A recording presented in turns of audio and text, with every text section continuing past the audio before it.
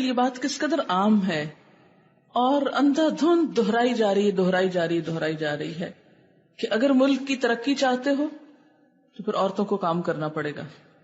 کام سے اللہ نے روکا نہیں، کام کریں آپ، بیکاری اللہ کو پسند نہیں ہے.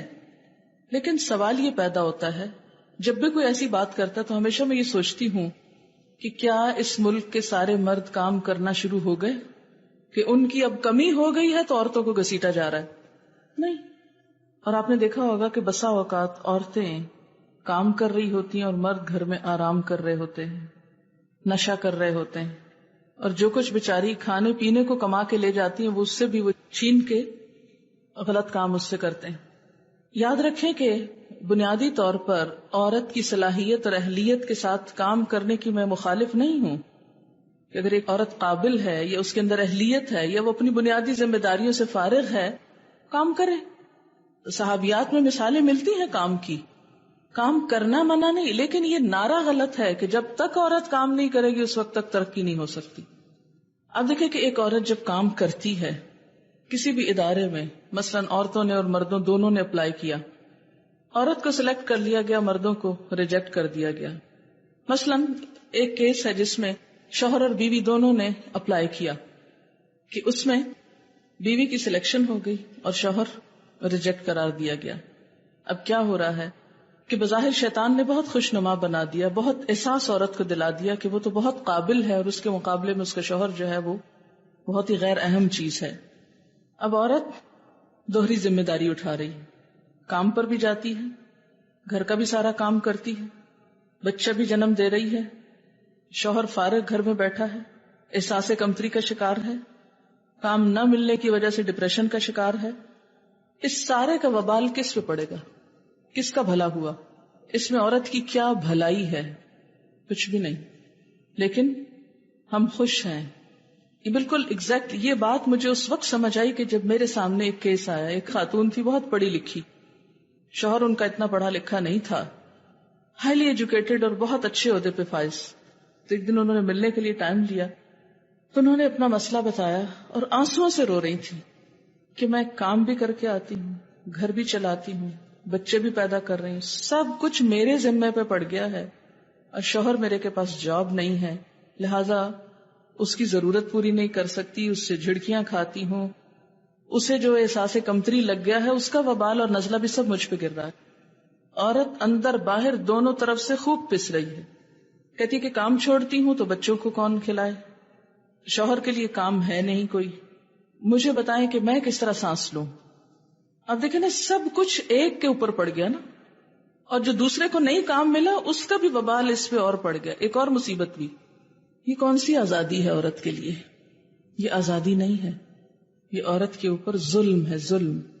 اگر واقعی گھروں کا سکون چاہتے ہیں اور معاشرے میں خوشحالی چاہتے ہیں تو پہلے سب مردوں کو بھرتی کر لیں، اور جب وہ کم پڑ جائیں تو پھر اس کے بعد عورتوں کو بھی لے آئیں، کوئی حرج نہیں. لیکن ایک اوپن کمپٹیشن میں اب مثلا میڈیکل کالجز میں کیا ہو رہا تھا کچھ سالوں سے کہ لڑکیاں محنتی ہوتی، اس میں کوئی شک نہیں، اکثریت سیٹیں اوپن میرٹ میں لڑکیاں لے جا رہی، لیکن رزلٹ کیا آ رہا ہے کہ میڈیکل کرنے کے باوجود بھی ایک بڑی تعداد پریکٹس نہیں کر رہی. کئی سالوں کی محنت بھی ضائع، حکومت کا پیسہ بھی ضائع، اور بے شمار علاقے ایسے کہ جہاں ڈاکٹرز نہیں. ہمارے اکثریت دیہاتی علاقوں میں ڈاکٹرز ہیں ہی نہیں.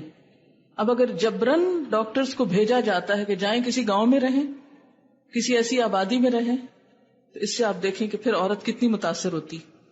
اگر اس کا شوہر ساتھ نہیں ہے اور اسے کسی گاؤں میں پوسٹ کر دیا گیا ہے، اس کے بچوں کی تعلیم، اس کی اپنی صحت، اس کی باقی ضروریات، ان سب کا کیا ہوگا؟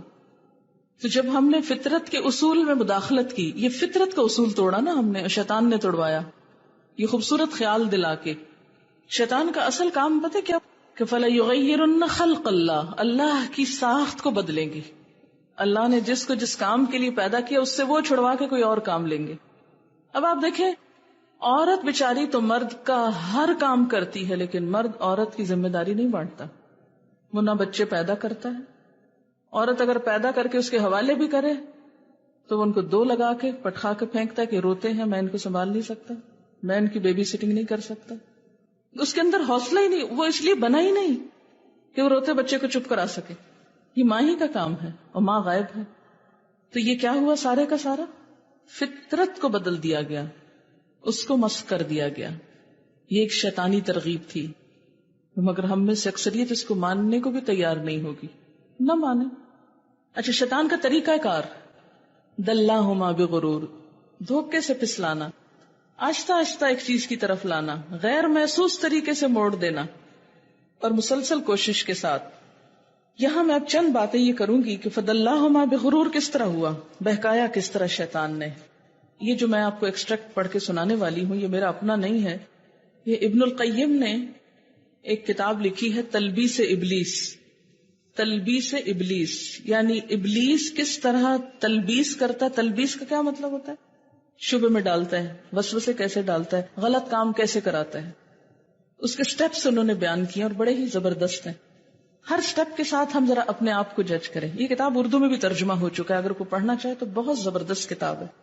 اس کا خلاصہ ہے ایک باب کا، ابلیس کس طرح انسان کو وسوسہ دیتا ہے، کس طرح اس کو پھسلاتا ہے، کس طرح دھوکے کے ساتھ اپنے ڈھب پہ لے جاتا ہے. سب سے پہلی کوشش اس کی یہ ہوتی ہے کہ انسان شرک یا کفر میں مبتلا ہو جائے، کیونکہ یہ اس کے لیے سب سے آسان راستہ ہے. اگر انسان اس میں مبتلا ہو گیا تو کیا ہوگا؟ انسان کے ہر نیک عمل خود بخود ضائع ہوتا چلا جائے گا. پھر اس کو فکر نہیں ہوتی کہ اب انسان نیکی کر رہا ہے یا بدی کر رہا ہے، بس شرک کر